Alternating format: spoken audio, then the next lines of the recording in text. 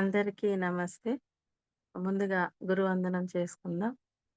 బ్రహ్మర్షి, పితామహ పత్రిజీ గారి పాదపద్మములకు హృదయపూర్వక నమస్సుమాంజలి. సద్గురు మూవ్‌మెంట్ వ్యవస్థాపకులు శ్రీ భీమినేని వంశీకిరణ్ మాస్టర్ గారి పాదపద్మములకు హృదయపూర్వక నమస్సుమాంజలి. గురువుగారు హైమా మేడం గారి పాదపద్మములకు హృదయపూర్వక నమస్సుమాంజలి. రాధాకృష్ణులకు ఆత్మపూర్వక ప్రణామాలు, స్వాగతాంజలి.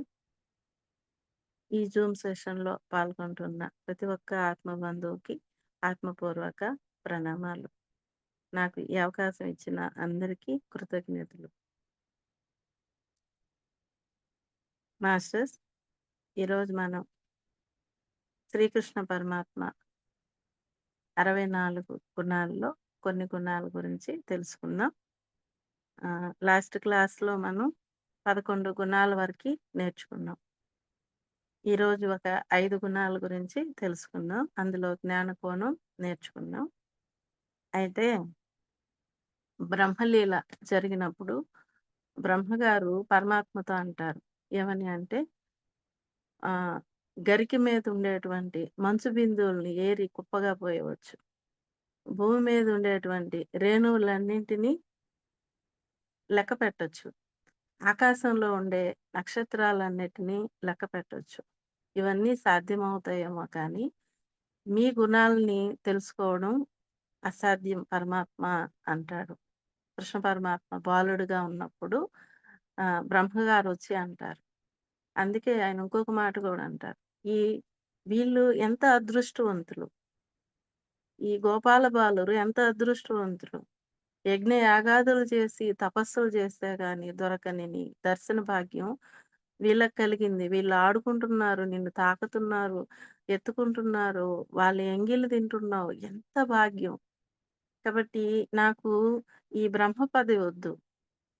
వీళ్ళ పాదధూళి ఇచ్చేతే నేను నా తల మీద చల్లుకుంటాను.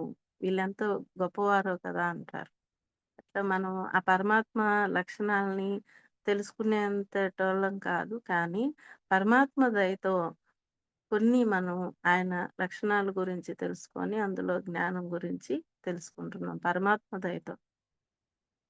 ఈరోజు మనం హైలీ ఇంటెలిజెంట్ అంటే ఈయన బుద్ధిమాన్, తెలివైన, అత్యంత తెలివైన వాళ్ళంట పరమాత్మ. బుద్ధిమాన్. అంటే మనకందరికీ బుద్ధి ఉంటుంది. అది ఎలా వినియోగించుకుంటాం? మనం పరమాత్మ నుంచి నేర్చుకోవాలి. ఒక్కొక్కసారి మనం ఫెయిల్యూర్ సంభవించినప్పుడు మనకి ఒక పని చేసినప్పుడు మనం ఏమంటామంటే బుద్ధి లేక చేశానురా ఈ పని అంటారు. అంటే మనకు ఉండాది బుద్ధి. ఆ బుద్ధిని సరిగా వినియోగించుకోలేదు మనం. అలాగ అంటుంటాం బుద్ధి లేక చేశాను ఈ పని అని. మరి పరమాత్మ బుద్ధిమాన్. ఆయన ఎంత బాగా హ్మ్. పనుల్లో తన బుద్ధిని ఉపయోగించుకున్నారు అనేది మనం ఒక ఉదాహరణతో తెలుసుకుందాం. జరాసంధుడి స్టోరీ. జరాసంధుడు కంసుడికి మామ. కంసుడి భార్యలొచ్చి జరాసంధుడి కూతుర్లనమాట. అయితే కంస సంహారం తర్వాత వాళ్ళేం చేస్తారంటే అక్కడికి పోయి మొరబెట్టుకుంటారు. ఈ విధంగా కృష్ణుడు మా భర్తను చంపేశారు. మాకు వైధవ్యం ప్రాప్తించింది అని చెప్పి మొరబెట్టుకుంటారు. మొరబెట్టుకున్నప్పుడు ఆయనకి కోపమొచ్చి సైన్యంతో వస్తాడు. పెద్ద సైన్యంతో దండెత్తి వస్తాడు. దండెత్తి వస్తే ఈయనేం చేస్తాడు? జరాసంధుడిని చంపడు. యుద్ధం చేస్తాడు, వదిలేస్తాడు. ఎందుకు వదిలేస్తాడు అని అందరికి అనుమానం. వాడు దండెత్తొచ్చాడు గదా! ఇంత హింస చేస్తున్నాడు. వాడిని చంపేయొచ్చు గదా! అని. కానీ పరమాత్మ చంపడు. వాడిని వదిలేస్తాడు. ఎందుకు అనంటే, ఆయన అవతారం తీసుకునింది ఆహ్, దుష్టుల్ని సంహరించేదానికి, శిష్టులను రక్షించేదానికి. ఈయన ఎతుక్కుంటా పోయి అందరిని సంహరించే కంటే, వీడిని వదిలామనుకోండి, కొంతమంది దుష్టుల్ని తీసుకొనొస్తాడు. అప్పుడు తేలికైపోద్ది పని అని వదిలేస్తాడనమాట. అలా 17 సార్లు దండెత్తుతాడు జరాసంధుడు. 17 సార్లు యుద్ధం చేసి జరాసంధుడిని వదిలేస్తాడు పరమాత్మ. ఈ మధ్యలోనేమవుతుంది అంటే ఆయనకి ఆహ్, ఇంతసేపు మనం యుద్ధం చేస్తున్నాము. ఈళ్ళేమన్నా ఇబ్బంది పడతారేమోనని సముద్ర సముద్రుడిని కొంత చోటు అడుగుతాడు. చూడండి ఇదంతా ఈ జగత్తంతా ఆయన సృష్టే. కానీ ఆయనేం చేస్తాడు అంటే సముద్రుడిని రిక్వెస్ట్ చేస్తాడు. ఎంత నేర్చుకోవాలి మనం. ఇప్పుడు చూడండి మనం కొన్న ప్లేస్‌లో ఎవరో వచ్చి హద్దులేస్తారు. అడగలేం భయపడి. ఎలా ఉంది?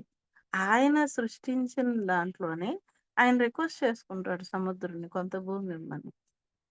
అప్పుడాయన కొంత భూమి ఇస్తే అక్కడ ఆ ద్వారకా నిర్మాణం చేపిస్తాడనమాట. ద్వారకా నిర్మాణం చేపిచ్చేసి ఎవ్వరికీ తెలియకుండానే రాత్రికి రాత్రే ఏం చేస్తాడు అంటే, ఆయన అందరిని అక్కడికి షిఫ్ట్ చేసేస్తాడు.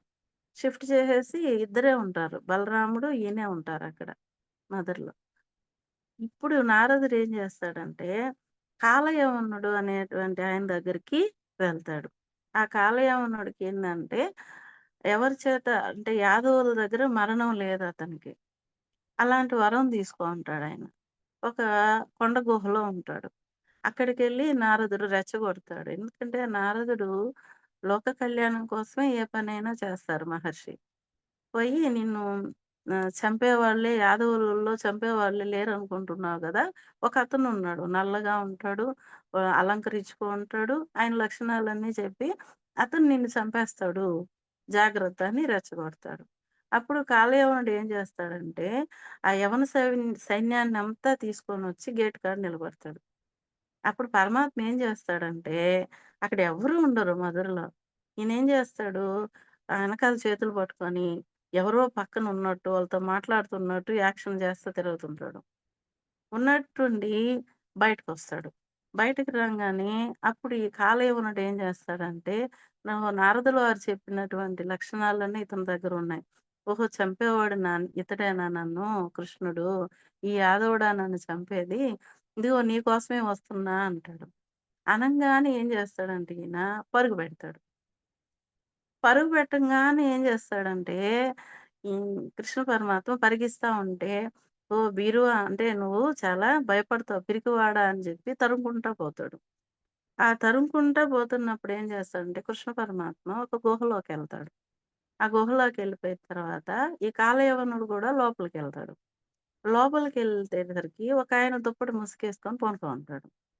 పండుకుండేసరికి, అరే! నన్ను జూసి భయపడి ఇక్కడికొచ్చి దుప్పటి ముసుగేసుకొనున్నావని కాలుతో ఒక తన్ను తంతాడాయన్ని. ఆయన లేస్తాడు. ఆయన ఒక ఋషి. ఆ లేసేసి చూసేసరికి కళ్ళు తీక్షణంగా చూస్తాడు. చూసేసరికి ఈ కాలయవనుడు దహించుకొని పోతాడు. ఎవరి అక్కడున్న నిద్రిస్తున్నాయన ఎవరు అంటే ముచుకుందుడు. ఈ ముచుకుందుడు ఎవరు అంటే త్రేతాయుగంలో ఇక్ష్వాకు వంశంలో మాంధాత కొడుకు. త్రేతాయుగం. అంటే ద్వాపర యుగానికి ముందుదనమాట. అయితే అప్పట్లో దేవేంద్రుడికి, దేవతలకి, రాక్షసులకి యుద్ధం జరుగుతుంటది. ఆ యుద్ధంలో గెలవలేకపోతుంటారు రాక్షసులని. అప్పుడు ఈయన చాలా యుద్ధ నైపుణ్యం కలిగినవాడు. అహోరాత్రులు ఆహ్, శ్రమించి యుద్ధం చేయగలిగినవాడు. అందుకని ఈయన్ని తీసుకోబోతారు. తీసుకోబోయి చాలా కాలం అక్కడ యుద్ధం జరుగుతది. కుమారస్వామి సైన్యాధిపత్యం వహించేంత వరకు యుద్ధం జేస్తాడు. ఆ తర్వాత "నువ్వు చాలా మాకు ఉపయోగపడ్డావు. చాలా సహాయం జేశావు. నీకేం గావాలి" అంటే, "నేను మా భార్య పిల్లల దగ్గరికెళ్తాను. పంపించేయండి. సెలవివ్వండి" అంటాడు. అప్పుడు దేవేంద్రుడు ఏం చెప్తాడంటే, "ఇది దేవలోకం. అక్కడ చాలా సంవత్సరాలు గడిచిపోయాయి. ఇప్పుడు అక్కడ లేరు వాళ్ళు. వాళ్ళందరూ కాలం చేశారు.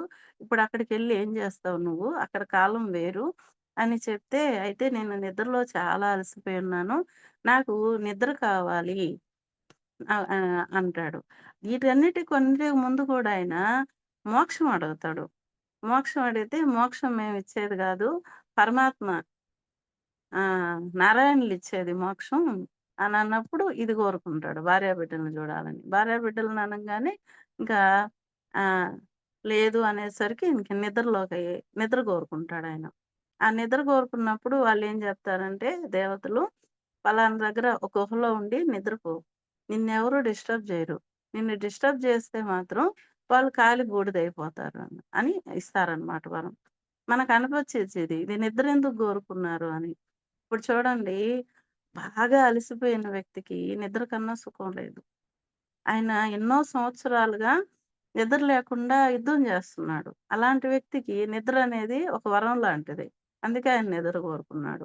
ఇంకొకటి లోపలేందంటే ఆ పరమాత్మని ధ్యానిస్తూ ఉండడం. అది యోగ నిద్ర. మనకి మామూలుగా కనిపించేటువంటి బాహ్య నిద్ర కాదు. యోగ నిద్రలో ఉన్నాడు. పరమాత్మని ధ్యానిస్తూ అన్నమాట. ఇప్పుడేం జరిగింది అంటే, పరమాత్మ ఏం జేశాడు, ఈయన వరం గురించి తెలుసు. ఈయన దర్శనం ఆయన కోరుకుంటున్నాడు. కాబట్టి ఇవన్నీ చక్కబెట్టేదానికి పరిగెత్తుకుంటూ పారిపోయినట్టు వచ్చి చనిపోయాడు. ఎందుకంటే యాదవుల చేతిలో ఆయన చనిపోడు. ఈయన యాదవ వంశంలో ఉన్నాడు. కాబట్టి ఆయన బుద్ధిని అలా ఉపయోగించాడు. చూడండి అంటారు మామూలుగా ఎక్కడ నెగ్గాలో తెలాలి, ఎక్కడ తగ్గాలో తెలియాలి అని. ప్రతి దగ్గర నెగ్గాలనేది కాదు. తగ్గడంలో కూడా నెగ్గడం ఉంటుంది. ఒక మహిళను తీసుకోండి కుటుంబంలో, ఆమె ఎన్నిటికో అణిగిమణిగుంటది. అట్లని ఆమె ఓడిపోయినట్టు కాదు. అసలు మామూలుగా ఇంట్లో మహిళ గెలుస్తది. భర్తతో అనుకోగుంటది, బిడ్డలతో అనుకోగుంటది. కానీ ప్రతి విషయంలో ఆమె గెలుస్తూనే ఉంటుంది. కాబట్టి పారిపోవడం అనే కొన్ని విషయాల్లో పారిపోవాల్సొస్తదేమో. మేము రెండవ తరగతి చదివేటప్పుడు సుగుణానిధి సార్ అని ఉన్నారు. ఆయన ఒక పద్యం చెప్పడానికి అద్దం తీసుకొచ్చారు. అద్దం తీసుకొచ్చి, ఆ అద్దంలో ఒక చెట్టు చూపిచ్చారు. అది మామూలుగా కొండ అద్దమందు కొంచెమై ఉండదా విశ్వదాభిరామ వినురవేమ అని ఉంటుంది. అనువుగాని చోట అధికులమనరాదు. ఆయన ఒక అద్దం తీసుకొచ్చి మన ఏరియాలో కొండ లేదురా ఇదిగో చెట్టు చూడండి. చాలా పెద్ద చెట్టు. ఇంత చిన్న అద్దంలో ఒదిగిపోయింది. కాబట్టి మీరు ఉద్యోగాలు చేయడానికి లేదా వేరే ప్రాంతాలకి పనుల మీద ఎళ్ళినప్పుడు ఎప్పుడు గూడా అక్కడ మనకు ఆ పరిస్థితులు అనుకూలం లేనప్పుడు తగ్గాలి. తగ్గడంలో తప్పేం లేదు. అది అద్దం నేర్పిస్తుంది మనకి. ఈ పద్యం నేర్పిస్తుందని చక్కగా వివరించారు గురువుగారు. కాబట్టి మనకి అనుకూలం కాని ప్రాంతాల్లో ఓ అని విర్రవీగకూడదు. అదే పరమాత్మ మనకిక్కడ నేర్పిస్తున్నాడు. అక్కడుండేటువంటి సందర్భాలను బట్టి ఇప్పుడు జరాసంధుడి విషయంలో గూడా 17 సార్లు ఆయన ఎన్నో లక్షల మందిని, కోట్ల మందిని తీసుకొచ్చాడు. రాక్షసుల్ని. సంహారం జరిగిపోయింది ఈజీగా. అలాగే ఈ కాలయవను గూడా భయంకరమైన వాడు.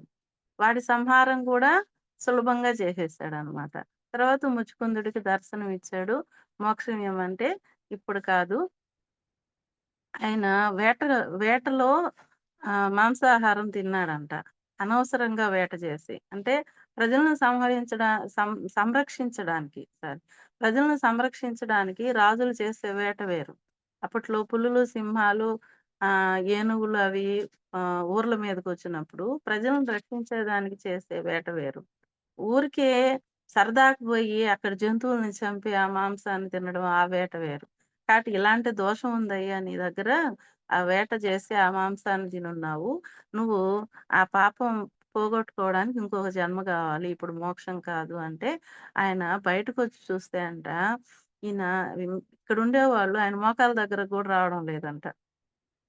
అంటే ఈయన త్రేతాయుగం నాటాయన గదా! ఈ ద్వాపర యుగంలో ఉండే మనుషులు ఆయన మోకాళ్ళ దగ్గరకొస్తున్నారంట ముచ్చుకుందుల వారికి. అప్పుడు ఈళ్ళని చూసుకుంటా ఆయన నవ్వుకొని ఓహో! యుగం మారిపోయింది గదా! అని అప్పుడు ఆయన హిమాలయాలకెళ్ళి తపస్సు చేసుకున్నారంట. ఇప్పుడు ఇక్కడ చూడండి హ్మ్. వేట చేసి మాంసం తింటేనే అంత గొప్ప రాజుకి అందులో యోగ నిద్ర గూడా చేశాడాయన.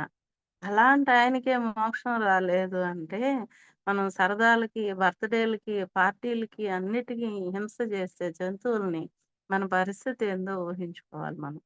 కాబట్టి మనకి సార్ వాళ్ళు చెప్తూ ఉంటారు గురువులు. నాన్ వెజ్ మానేయండి అంటే, అదేదో వాళ్ళేదోగా చెప్తున్నారు అన్నట్టు చూస్తాం. కానీ చూడండి ఇలాంటివన్నీ దృష్టిలో పెట్టుకొనే మనకు గురువులు చెప్తారు. ముచుకుందుల వారికే మోక్షం దొరకలేదు నాన్ వెజ్ తింటే.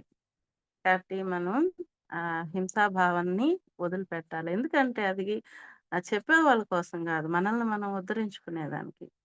ఇట్లా పరమాత్మ ఏం జేశారు అంటే, ఆ విధంగా ఎక్కడ తగ్గాలో అక్కడ తగ్గి మొత్తానికి విజయం సాధించారనమాట.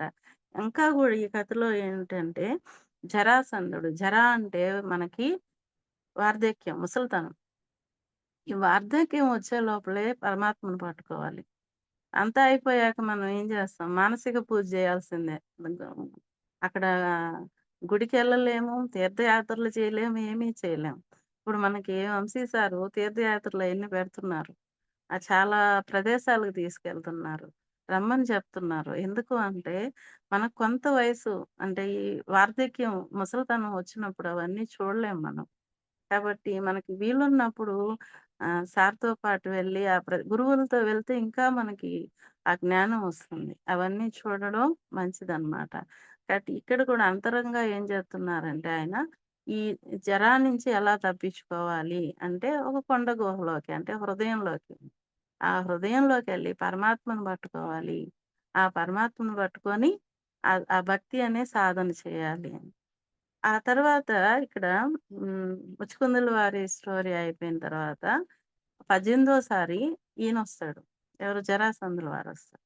జరాసంధుడొచ్చి అప్పుడు మళ్ళా ఏం చేస్తాడు ఈయన, పరిగెస్తాడు. బలరాముడు, కృష్ణుల వారిద్దరూ పరిగిస్తారు. పరిగెత్తేటప్పటికి "అరెరే! పిరికివాడా పరిగిస్తున్నావా" అని తరుముకుంటాడు. తరుముకునేటప్పటికి పరశమన పర్వతం మీద ఎక్కి దిగేస్తారు వాళ్ళిద్దరూ. ఈయనేమనుకుంటాడు జరాసంధుడు, ఓయ్! నాకు భయపడి పరిగెత్తి దిగేసాడు. కాబట్టి ఆ పర్వతాన్నంతా తగలబెట్టండి. ఆ చెట్లన్నీ కాలిపోతే వాళ్ళిద్దరు చనిపోతారు అనుకుంటాడు. అనుకోని తగలబెట్టిచ్చేస్తాడు. కానీ వీళ్ళేం చేస్తారంటే, తగలబెట్టిచ్చిన వాళ్ళేమో బలరామకృష్ణులు చనిపోయారు అనుకుంటారు. కానీ వీళ్ళు సముద్రంలో దూకేసి అక్కడి నుంచి ఈదుకుంటూ పోయి ద్వారకా చేరిపోతారు.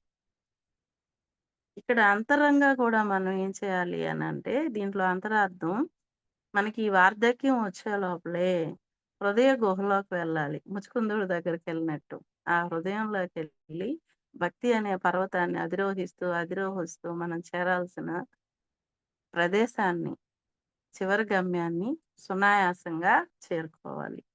ఇది గూడా మనకి అంతరార్థంగా పరమాత్మ చెప్పాడు. ఇలా బుద్ధిని ఉపయోగించుకోవాలి. ఎప్పుడు?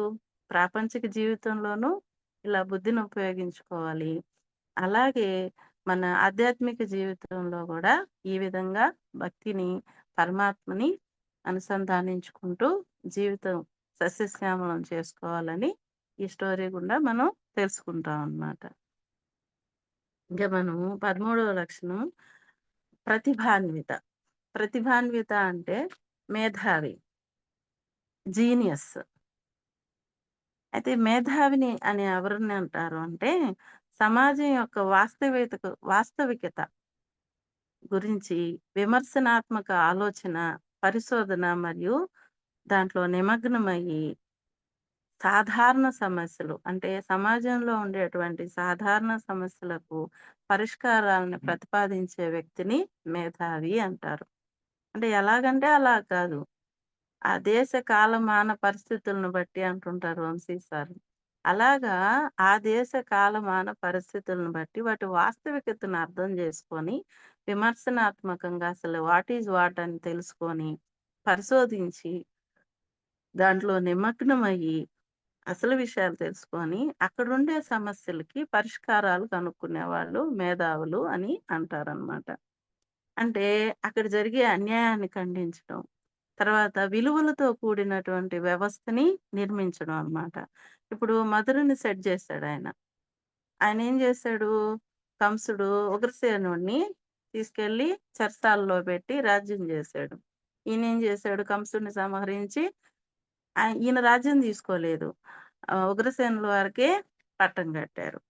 అలాగే ద్వారక నిర్మాణం చేశారు. ఇక్కడ ప్రజలు కష్టాలు పడుతున్నారు ఈ జరాసంధుడితో అని ద్వారకని నిర్మించారు. అలాగే 16,000 మంది హ్మ్. వాళ్ళని వనితలను వివాహం చేసుకున్నాడు. ఎవరు వాళ్ళు? నరకాసురుడు చెరబట్టిన వాళ్ళు. వాళ్ళని వివాహం చేసుకొని వాళ్ళకి జీవితాన్నిచ్చాడు. వాళ్ళకి ఎలా జీవించాలో ఆ కళలను నేర్పిచ్చాడనమాట. అలాగే ఆహ్, కాళీ మర్దనం జేశాడు. అంటే కాళీయుడు పాము ఏం జేస్తాడు, ఆ వాటర్‌లో వచ్చి ఆ నదిలో అంతా ఆక్రమించుకొని దాన్ని విషపూరితం జేస్తుంటాడు. అప్పుడు కాళీ మర్దనం జేసి, అతనికి జ్ఞానం ఇప్పిచ్చి, అతని ప్రదేశానికి అతన్ని ఎళ్ళనిచ్చి, ఈ యమునా నది, ఈ కాళింది మడుగునంతా గూడా శుభ్రం జేస్తాడు. అంటే ప్రకృతిని ఎలా సంరక్షించుకోవాలి అనేది పరమాత్మ నేర్పించాడు మనకి. అలాగే ప్రకృతి ఆరాధన, ప్రకృతి పట్ల కృతజ్ఞతతో ఉండడం, గోవర్ధన పూజ. గోవర్ధనగిరికే అన్నీ ఇవ్వాలి. ఇంద్రుడికి కాదు. గోవర్ధనగిరిని పూజించాలి. ప్రకృతిని ఆరాధించాలి అని చెప్పాడు. ఇదంతా గూడా ప్రతిభ, మేధావి. తర్వాత నందుడు ఒకసారి ఆయన్ని చూడ్డానికొస్తాడు. యశోదమ్మ ఏడుస్తూ ఉంటే చూడ్డానికొచ్చి అప్పుడు కృష్ణుడు దర్శనం అయిన తర్వాత చెప్తాడు. "కృష్ణ, అమ్మ ఏడుస్తోందయ్యా. నువ్వెక్కడికొచ్చి ఈ రాజ్యం విషయాల్లో బాగా అలసిపోయి ఉన్నావంట. ఒకసారి ఇంటికొస్తే సుగంధ తైలాలతో తలంటి స్నానం చేయిస్తదంట. మంచి భోజనం పెడతదంట. నీకు నిద్ర లేదు కన్నా" అని అంటాడు. అంటే తల్లిదండ్రులు ఆహ్, బిడ్డ ఎంత వాడైనా గావచ్చు. తల్లిదండ్రులకు చిన్న బిడ్డే. అందులో అపురూపంగా పెంచారాయన్ని నందయశోదలు. కాబట్టి ఆయన అంత అలిసిపోయాడు. అంత అలిసిపోయి అక్కడ రాజ్యాలని, ప్రజల్ని సెట్ చేశాడు. అంతేనా? పాండవులను రక్షించాడాయన. పాండవులను ఎలా రక్షించాడు? తన మేధావితనంతోనే రక్షించాడనమాట. తర్వాత యుద్ధం చేయించడం. యుద్ధంలో ఎంత నిపుణత ప్రదర్శించాడు. ఆ అన్న వాళ్ళందరికీ నష్టం కలగకుండా ఎవరైతే దాంట్లో శిక్షార్హులో వాళ్ళకే శిక్ష కలిగేటట్టు చేశాడు. తర్వాత ధర్మాన్ని రక్షించడం కోసం ఆయన మాట్లాడినటువంటి ప్రతి మాట మేధోమథనం. తర్వాత డంబాలతోనే అనర్థాలు. లోకానికి ఈ డంబంగా ఉండడం అనేది చాలా అనర్థం. ఇప్పుడు బకాసురుడు కథ తీసుకున్నట్లయితే మనం, బకాసురుడు రాక్షసుడు. కంసుడు పంపిస్తే వచ్చాడు. బకము అంటే కొంగ. కొంగ ఎలా ఉంటుంది?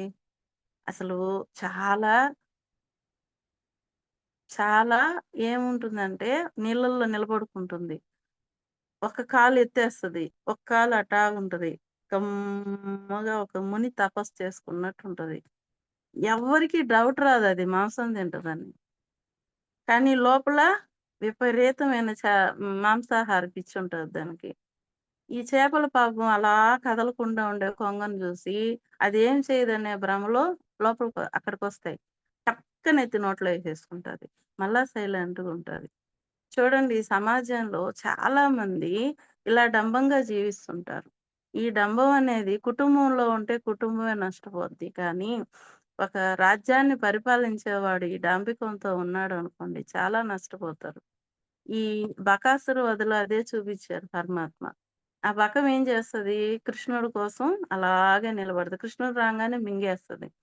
ఆయన లోపలికెళ్ళి ఆ గొంతులో ఒక అగ్నిగోళంలాగా సృష్టిస్తాడు. ఆ వేడికి బయటికి తీసేస్తది. అయినా పొడవడానికొస్తది. ఆ తర్వాత ఆయన ముక్కుల్ని అదిం పట్టి చంపేస్తాడు. ఇక్కడ మనం నేర్చుకోవాల్సిందేంటంటే, బయటకొకటి, లోపలికొకటి ఉండకూడదు. అది సమాజానికి, ఇంటికి, అందరికీ నష్టం. మన లోపల ఏముందో అది మనం మాట్లాడాలి.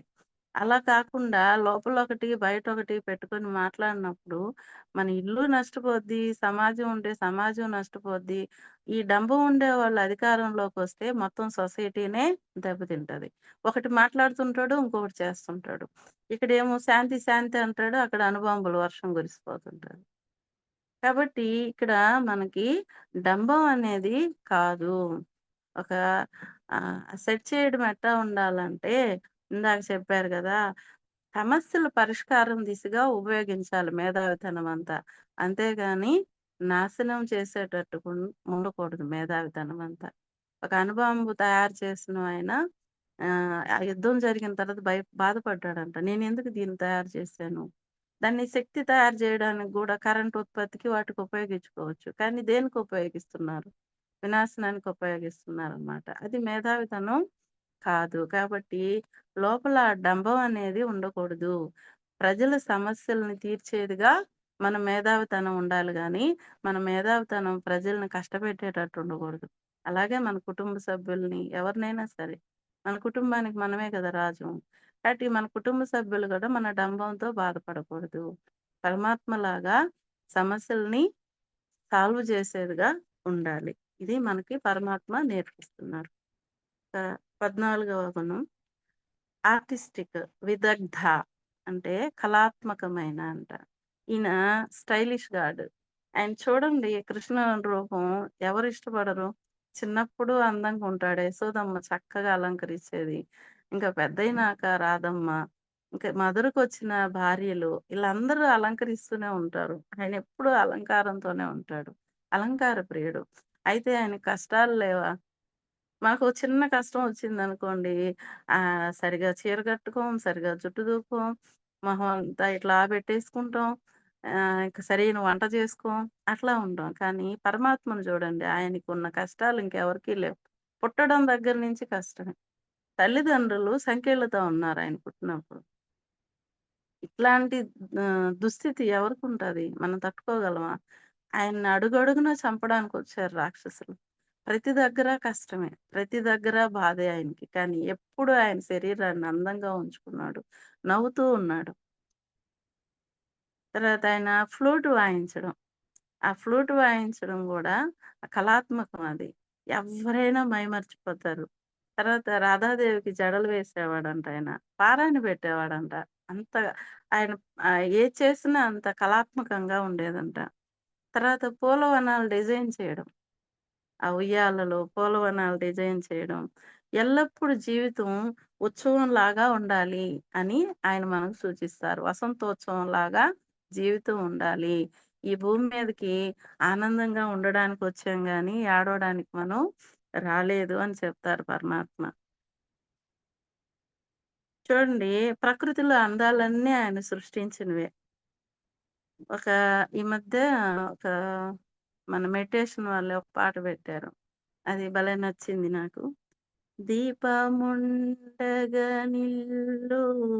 దిద్దుకోలేవా దీపముండగనిల్లు దిద్దుకోలేవా చీకటిలో ఒంటరిగా వెతుకులాడేవా దీపముండగనిల్లు దిద్దుకోలేవా ఈ కనులలో కాంతి కరిగిపోవక ముందే ఈ కనులలో కాంతి కరిగిపోవక ముందే సృష్టిలో అందాలు అనుభవించాలి అందాలలో హరి దాగి ఉంటాడు అందాలలో హరి దాగి ఉంటాడు అందుకే అందాలు అనుభవించాలి దీపముండగనిల్లు దిద్దుకోలేవా చీకటిలో ఒంటరిగా వెతుకులాడేవా దీపముండగనిల్లు దిద్దుకోలేవా ఇది 3 చరణాలుంది. చాలా అద్భుతంగున్నాయి చరణాలు. ఇక్కడ అందాలలో హరి దాగి ఉంటాడంట. ఈ సృష్టంతా అందాలమయం. ఈ అందాలలో హరి దాగి ఉంటాడు. ఇప్పుడు చూడండి వంశీ సారు ఎక్కడెక్కడికో తీసుకెళ్తున్నాడు విహారయాత్రలకి. ధ్యానయాత్రలకి. ఎందుకు అంటే మనం తిరగగలిగినప్పుడే ఈ సృష్టి అందాలన్నీ చూడాలి. అనుభవించాలంటే అక్కడికి పోయి వాటిని ధ్వంసం జేయడం గాదు. ఆస్వాదించాలి కళ్ళతో. ఈ కళ్ళతో ఆస్వాదించాలి. కాబట్టి మనిషి జన్మ గబక్కన రాదు. వచ్చినప్పుడు ఈ ఆస్వాదించడం అనేది ఈ మనిషి జన్మకే ఉంటది. దాన్ని హ్మ్. ఫుల్‌ఫిల్ జేసుకోమని వంశీ సార్ ఎన్నో ధ్యానయాత్రలేస్తున్నారు. అవకాశం ఉన్న వాళ్ళందరూ వెళ్లి తరించండి మాస్టర్. నేను సారు క్లాసులు వినే భాగ్యం తక్కువ నాకు. రావాలని కోరుకుంటుంటా. సార్ చెప్పారు. పువ్వుల్ని వాటిని ఉండనివ్వండి. సీతాకోకచిలుకలు అవన్నీ వాటి ఆహారం తీసుకుంటాయి. ఇంకోటి ప్రకృతికి అందం అవి. వాటిని అనవసరంగా కొయ్యకండి అన్నారు. అప్పటినుంచి మా ఇంట్లో పూలు కొయ్యం మేము. ఆ సీతాకోకచిలుకలొచ్చి మకరందం తాగి వెళ్తుంటే చూస్తుంటా. ఎప్పుడన్నా పూజకి కావాలన్నా రైతులకు సహాయపడినట్టు ఉంటదని కొంచెం పూలు తీసుకొచ్చి పెట్టడం అంతే. ఇంట్లో పూలైతే కొయ్యం. ఒకసారి వేరే స్కూల్‌కి డెప్యుటేషన్ ఏసినప్పుడు అక్కడ చిన్న ఫోటో ఉంది, దేవుడి ఫోటో. పక్కన ఒక ఇంట్లో కస్తూరి చెట్లు చాలా బాగా వేసున్నారు. ఒక్కొక్క చెట్టు ఒక 500, 1000 పూలు పూసేస్తుందనమాట. ఈ పిల్లలేం జేశారు అంటే, ఒక బుట్టడు పూలు కోసుకొచ్చి ఆ దేవుడి ఫోటో ముందర పెట్టారు. నాకప్పుడు సారు చెప్పిన విషయం గుర్తుకొచ్చి చెప్పాను. "ఎంత మకరందం ఉంటది నాన్న దీంట్లో. సీతాకోకలు చిలుకలు జీవిస్తాయి. సీతాకోక చిలుకలు లేవనుకోండి, ప్రకృతి చాలా దెబ్బతింటది" అని జెప్పి ఒక చిన్న క్లాస్ చెప్పాను. సారు చెప్పిన క్లాసు అది. అంతే. మళ్ళా ఇంకొక 2 నెలల తర్వాత నేను ఆ స్కూల్‌కి డెప్యుటేషన్ మీదెళ్ళినప్పుడు, టీచర్ ఒక్క పువ్వు కోసుకొచ్చి పెడుతున్నాం. నేను చెప్పా అప్పుడు. ఒక్కటి కోసుకొచ్చి అది అడిగి కోయండి చెట్టుని. తీసుకొచ్చి పెట్టండి. ఇలా చేయమని భగవంతుడు చెప్పడు అన్నా. నేను వెళ్ళిన వెంటనే వాళ్ళు ఆనందంగా ఒక్క పువ్వు చెట్టునడిగి కోసుకొచ్చి పెడుతున్నాం టీచర్.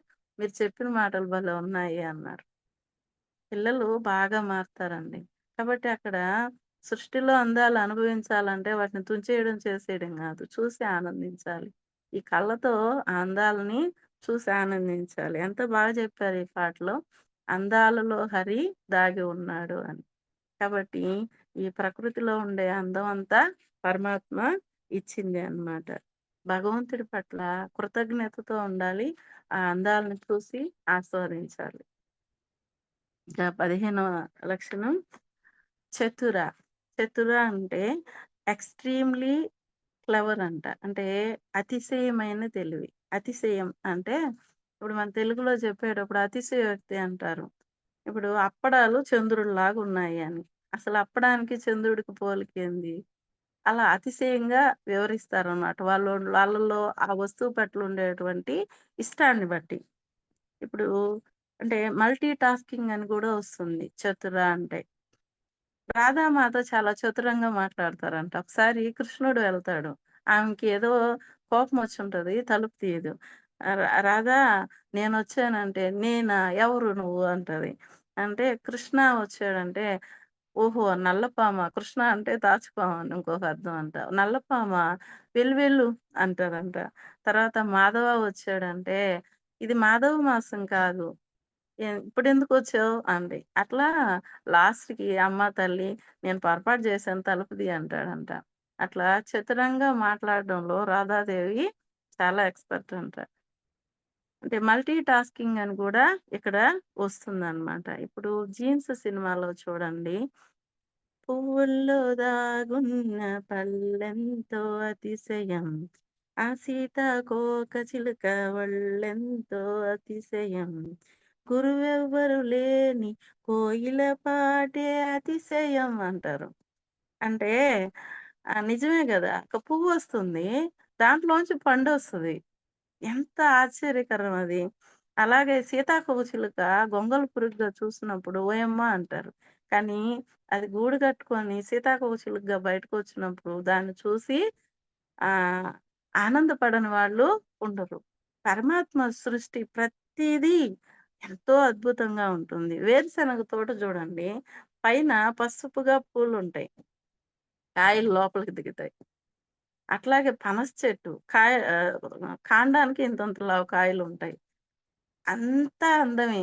సముద్ర జీవులు చూడండి ఎంతో అందంగుంటాయి.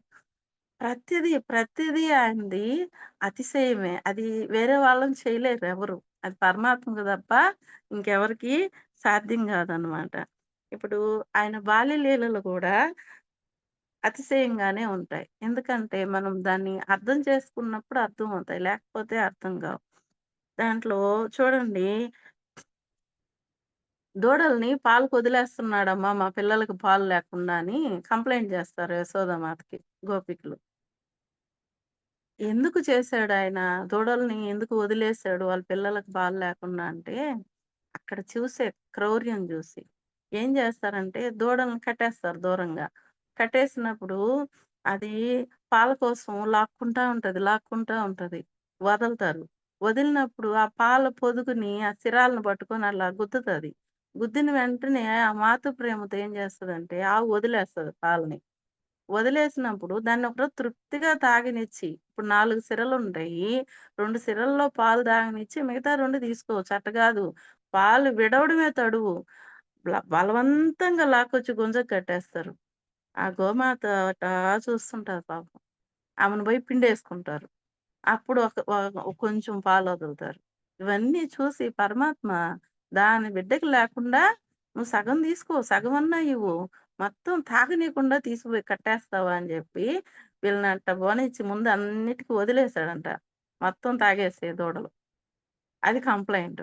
బయటికేమనిపిస్తుంది మనకి? ఈ పిల్లోడు అల్లరోడు అనిపిస్తది. కానీ పరమాత్మ చూడండి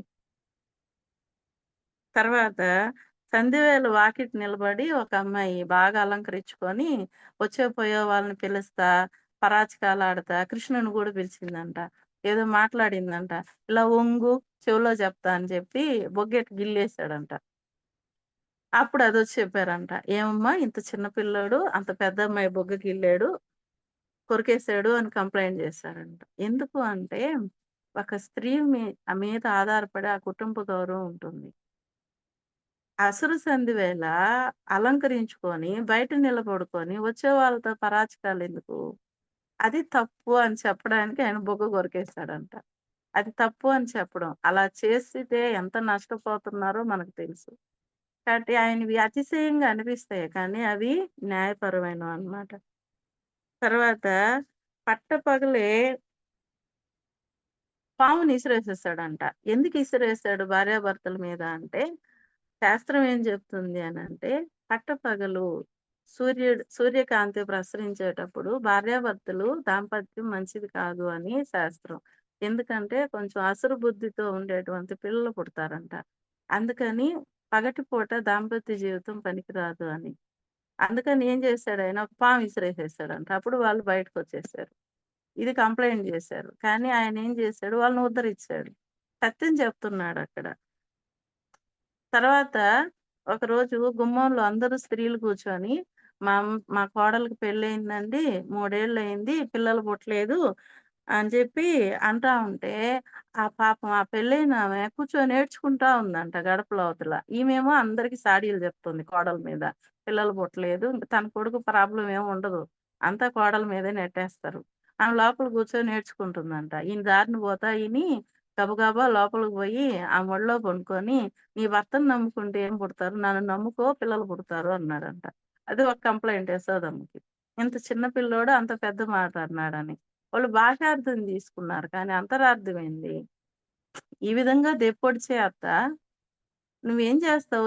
ఏదో కర్మ లేనిదే పిల్లలు పుట్టకుండా ఉండరండి. నాగదోషమో, మన గత జన్మ కర్మలో ఏవో ఉంటాయి. అందుకే పిల్లలు పుట్టరు. పరమాత్మ ఏం చెబుతున్నాడంటే అక్కడ ఆమె ఏడ్చేది చూసాడు. ఈళ్ళందరూ దెప్పొడుస్తుంటే ఆమె కుమిలి కుమిలి ఏడుస్తుంది. అది పశ్చాత్తాపం. అందుకని ఆమె పశ్చాత్తాపం చెందింది కాబట్టి, "నువ్వు నన్ను నమ్ముకో. ఎందుకంటే ఈయన భగవంతుడు. నన్ను నమ్ముకో పిల్లలు పుడతారు" అని చెప్పాడనమాట. ఇవి బాహ్యార్థంగా అతిశయంగా అనిపిస్తాయి. కానీ లోపల ఆయన ఉద్ధరించేదానికి చెప్పినవన్నమాట. అలాగే కడవల్లో ఉండేటువంటి వెన్నంతా గూడా పంచిపెట్టేయడం. ఆ వెన్నని పంచిపెట్టేస్తున్నాడు. ఎందుకని పంచిపెట్టాడు అనంటే, వెన్న, నెయ్యి బలవర్ధకమైన ఆహారాలవి. మీగడ అవన్నీ. వీళ్ళేం జేస్తున్నారు, అవి పిల్లలకి పెట్టకుండా ఉట్టి మీద పెట్టేసి అమ్ముతున్నారు. అమ్మాలి. కానీ పిల్లలకి గూడా పెట్టాలి గదా! పిల్లలకి పెట్టడంలా. కాబట్టి పగలంతా కష్టపడి ఆవులు మేపుకొచ్చి చేసేవాళ్ళు వీళ్ళు. వీళ్ళకి ఆహారం అది పెట్టకుండా అమ్మేస్తున్నారని శుభ్రంగా అందరికి పంచిపెట్టేసాడాయన. కాబట్టి ఇక్కడేం నేర్పిస్తున్నారు? ఆహారం అమ్మేసి ఆస్తులు కూడబెట్టుకోవడం గాదు. మనం తినాలి. ఈ శరీరానికి కావాల్సిన పుష్టికరమైన ఆహారం తినాలి. మిగిలిందే అమ్ముకోవాలని పరమాత్మ చెప్తున్నాడనమాట. అట్లాగే ఒక అమ్మాయి ఆరుబయట పైన టాప్ లేకుండా ఉండే రూమ్‌లో స్నానం చేస్తుందంట బట్టలు లేకుండా. వెంటనే ఆయన బట్టలు ఎత్తుకెళ్ళిపోయాడంట. అదొక కంప్లెయింట్ ఆయన మీద. ఎందుకు అనంటే పరమాత్మ అక్కడ అంతరార్థం ఏంది అంటే గంగ మన మీద పడేటప్పుడు బయట పంచభూతాలు చూసేటప్పుడు ఏదో ఒక చిన్న బట్ట ఒంటికి కట్టుకొని స్నానం చేయాలంట. ఆ బట్టలిప్పేసి స్నానం చేయకూడదంట. అందుకు నదీ జలాల్లో గాని, ఆరు బయట స్నానాలు చేసేటప్పుడు గాని, ఒక బట్ట కట్టుకొని స్నానం చేయమని శాస్త్రం అన్నమాట. కాబట్టి అది ఆయన నేర్పించాడు. ఇలా సిగ్గు లేకుండా చేస్తున్నారా?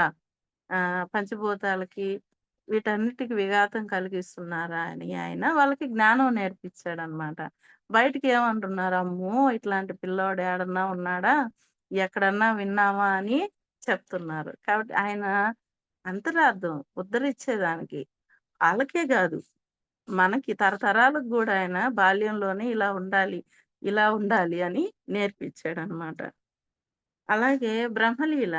బ్రహ్మలీలలో ఆయన అసూయతో ఏం చేస్తాడంటే బ్రహ్మ, మేము యజ్ఞయాగాదులు చేసి ఆ అవిస్సిస్తే గాని, ఎప్పుడో తపస్సు చేస్తే గాని రాడు. అవిస్సు మాత్రమే స్వీకరిస్తాడు. దర్శనమీయడు. అలాంటిది వీళ్ళు కూడా తింటాడా అంటే చల్దులు ఆరగిస్తాడు. చద్దన్నం. వాళ్ళేం జేస్తారంటే దూడలు మేపుకొని పోయినప్పుడు చిక్కాలు కట్టి పంపిస్తారు అమ్మలు. ఈయనేం జేస్తాడంటే వాళ్ళ ఆకలి గూడా మర్చిపోతారంట కృష్ణుడిని జూస్తే. "రండి అలసిపోయారు, రండి కూర్చుంటాం ఈ చెట్టు కింద" అనంగానే వాళ్ళేం జేస్తారంటే వాళ్ళకి గొప్ప మనసేందంటే కృష్ణుడే వాళ్ళకంతే. కృష్ణుడిని మధ్యలో కూర్చోబెట్టి చుట్టూరు కూర్చుంటారంట. కూర్చొని, "ఇదిగో కృష్ణ మా అమ్మ ఊరగాయ ఇచ్చింది. ఇదిగో కృష్ణ మా పెరుగన్నం భలే ఉందని" వీళ్ళు ఎంగిలి చేసిందంతా ఆయనకి పెడుతుంటే ఆయన నవ్వుకుంటా తింటున్నాడంట. అదంతా దేవతలు చూస్తున్నారంట. ఇదేందిది? హవిస్సిస్తే గాని స్వీకరించడు. లక్షలు లక్షలు, కోట్లు కోట్ల సంవత్సరాలు తపస్సు చేస్తే గాని కనిపించడు. వీళ్ళకిట్లా దొరికిపోతున్నాడా అని అందరూ చూస్తుంటే దాన్ని చూసి అసూయొచ్చిందంట ఆయనకి, బ్రహ్మగారికి. అందుకని ఏం జేశాడు అంటే ఆ దూడల్ని, ఆవులనన్నిటిని తీసుకుపోయి గుహలో దాసిపెట్టేసాడంట దూడల్ని. ఇది పరమాత్మ గమనించి, ఇదిగో దూడలు తప్పిపోతున్నట్టున్నాయి. గడ్డి చూస్తా ఎళ్ళిపోతున్నట్టున్నాయి. నేను చూసొస్తాను అని జెప్పి వాళ్ళని ఆడే కూర్చోబెట్టి పరమాత్మ ఎళ్ళాడంట. పరమాత్మ ఎళ్ళేటప్పటికి వాళ్ళేం జేశారు అనంటే ఆహ్, ఈయన కోసం చూస్తున్నారు. బ్రహ్మగారు వీళ్ళని గూడా మాయం జేసేసాడంట. వీళ్ళని గూడా తీసుకుపోయి కొండ గుహలో బెట్టి స్పృహ లేకుండా జేసేసాడంట. అప్పుడు ఈయనొచ్చి ఇంకెట్ట జేయాలా అని జెప్పి అన్ని వేషాలు ఆయనే ధరించేసాడంట. దూడలు, గోపాల బాలురు, వాళ్ళ చేతిలో కర్రలు, కొమ్ము బూరలు, పిల్లను గ్రోవులు, సద్ది మూటలు, మిగిలిన సద్దన్నం మెతుకులు అన్నీ ఆయన మారిపోయాడంట. మారిపోయి యథాప్రకారం వెళ్ళిపోయాడంట. సంవత్సరం రోజులు జరిగిందంట అట్లాగా. ఇంకా లాస్ట్‌కి బ్రహ్మగారొచ్చి స్వామి నాకు బుద్ధొచ్చింది. ఇదేందిది ఇన్ని రోజులు ఇలాగా అసలు ఒకరిలాగా నటించడమే కష్టం. ఇంతమందిని ఎలా సృష్టించావు? అన్నీ ఆయనే. ఆవులాయనే, ఎద్దులాయనే అన్నీ ఆయనే అన్నమాట. అప్పుడు ఆ లీలకి ఆయన అబ్బురపడిపోయి, నాకేదో గర్వం వచ్చింది. నీ నీ కొడుకుని నేను. నీ నుంచి పుట్టాను. నాకు చూడు నీకు ఎంత గర్వం వచ్చిందో అని జెప్పి, ఆ చిన్ని కృష్ణుడు పాదాల మీద పడిపోతాడంట. అప్పుడు గూడా ఆయన గోపాల బాలకుడుగానే దర్శనమిచ్చాడంట. అక్కడ చూడండి అది ఎవరు చేయగలరు ఆ సృష్టి రచన? అప్పుడంటారు బ్రహ్మగారు, నాకీ పదవొద్దు. ఆ గోపాల బాలుర దగ్గరుంటాను అని. ఆ బృందావనంలో ఒక గడ్డిలాగుంటాను అని చెప్తారనమాట. ఎవరి వల్ల అవుతుంది అంత సృష్టి చేయడానికి? అంతమంది గోపాల బాలురుగా మారిపోవడానికి? ఈ అతిశయాలన్నీ ఈయనే చేయగలడు. ఇంకెవరు చేయలేరనమాట. నెక్స్ట్ 16వ గుణం దక్ష. దక్ష అంటే ఎక్స్‌పర్ట్, నిపుణుడు. ఈయన నిపుణుడంట. ఈయన గురించి మనకు తెలుసు. అన్నిట్లో ఎక్స్‌పర్టే ఈయన. మరి ఎట్లా తీసుకుంటాం మనం? అంటే ఇక్కడ శకటాసుర కథ తీసుకోవచ్చు. శకటాసురుడు ఏం చేస్తాడు? కంసుడు పంపిస్తాడు. ఈయన బోర్లా పడినప్పుడు పరమాత్మ ఉత్సవం చేస్తది యశోదమ్మ. అందరికీ అన్నదానాలు అయన్నీ చేస్తది. శివాలయంకెళ్ళి పూజ చేయించాలి అనని ఒక బండికి అన్నీ పెడతారనమాట. ఆ బండి పక్కనే ఈ అబ్బాయిని పనుకోబెడతారు. ఆ బండిలోకొచ్చి ప్రవేశిస్తాడు అసురుడు. అంటే శకటాసురుడనమాట. అప్పుడాయన గమనించి కాలుతో ఒక తన్ను తంతే ఎళ్లి ముక్కలు ముక్కలయిపోద్ది.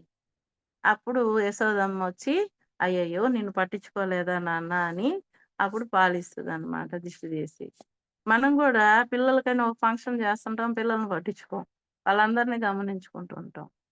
అలా జరిగిపోతుంటాయి. ఇది గూడా మనం నేర్చుకోవాలి. అయితే ఈ శకటాసురుడిది ఈ దక్ష అనే దానికి శకటాసురుడిని ఎందుకు తీసుకోవాలి అంటే, శకటం అంటే బండి, వాహనం.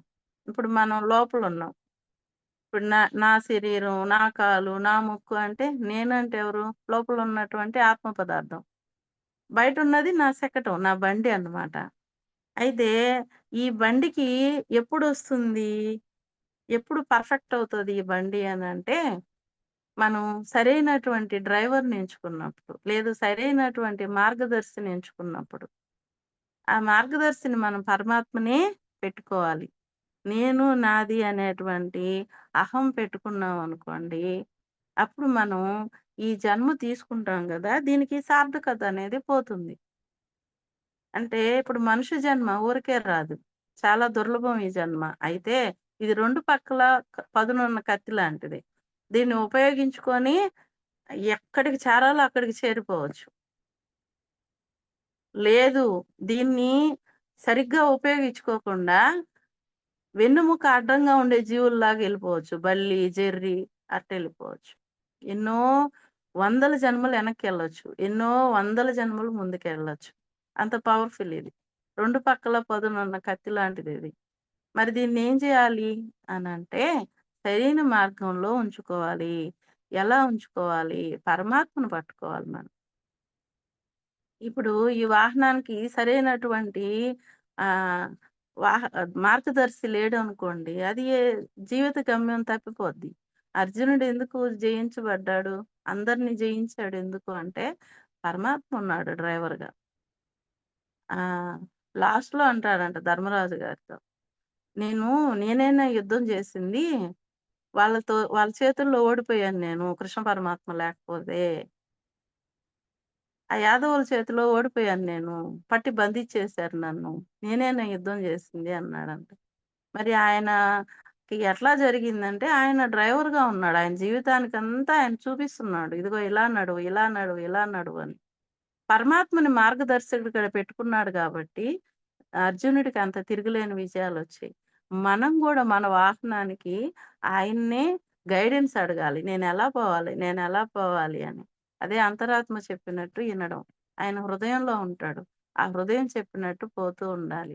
అట్ట గాకుండా మనసు చెప్పినట్టు మనం ఈ శరీరాన్ని నడిపించుకుంటూ పోయామనుకోండి, జీవితం గమ్యం తప్పిపోద్ది. ఎటెళ్తుందో కూడా తెలీదనమాట. కాబట్టి ఇక్కడ బోర్లా తిప్పడం. ఆ శకటాసురుడు కథ ఎందుకు ముందు ఎందుకోసం అక్కడికొచ్చారు? ఆ బండెందుకు పెట్టారంటే, ఆయన బోర్లా పడినప్పుడు. మనము ఎలా వస్తాం మనకేం తెలీదు. బోర్లా తిప్పడం. ఆ బోర్లా తిప్పడం అంటే గురువులే తిప్పుతారు మనల్ని. ఫస్ట్ ఏమనుకుంటాం, నేను నాది అనుకుంటాం. ఒక గురువునిస్తాడు పరమాత్మ దయదలిచి. ఆ గురువు చెప్తాడు, "నువ్వు నీది కాదు. నువ్వొక ఆత్మవి. ఇది భగవంతుడిచ్చింది." వంశీ సార్ అంటుంటారు ఆ క్లాస్‌లో. "ఏముంది నీది? నీ శరీరం భగవంతుడిచ్చింది.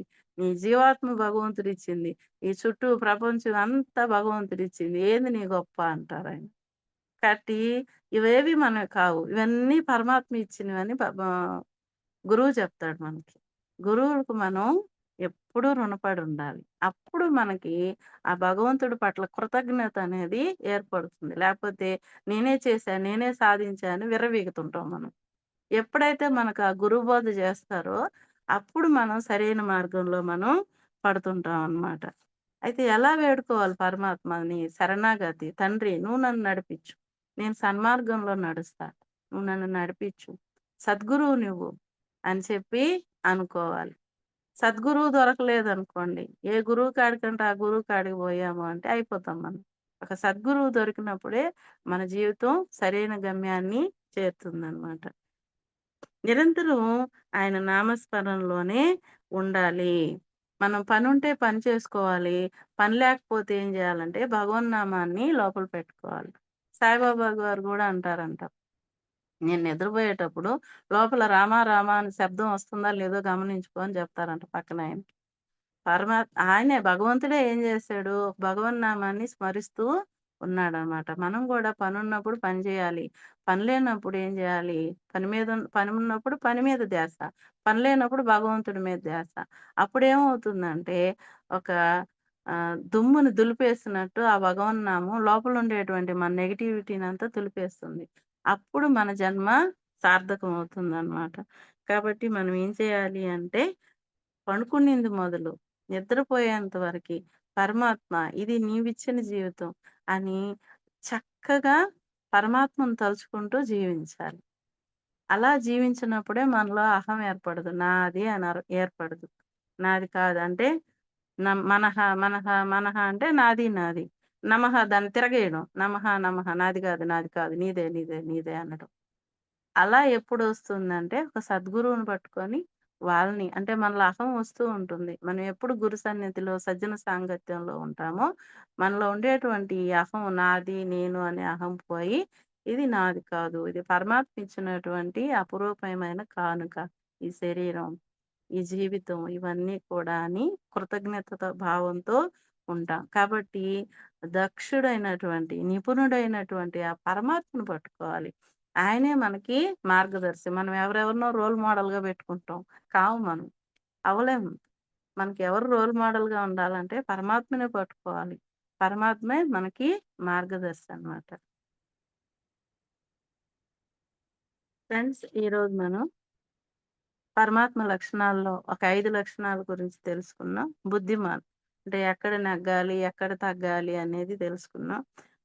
ప్రతిభాన్విత అంటే సంఘానికి మేలు చేయాలి. మనలో ఉండేటువంటి మేధాశక్తితో సంఘానికి మేలు చేయాలే గాని కీడు చేయకూడదు.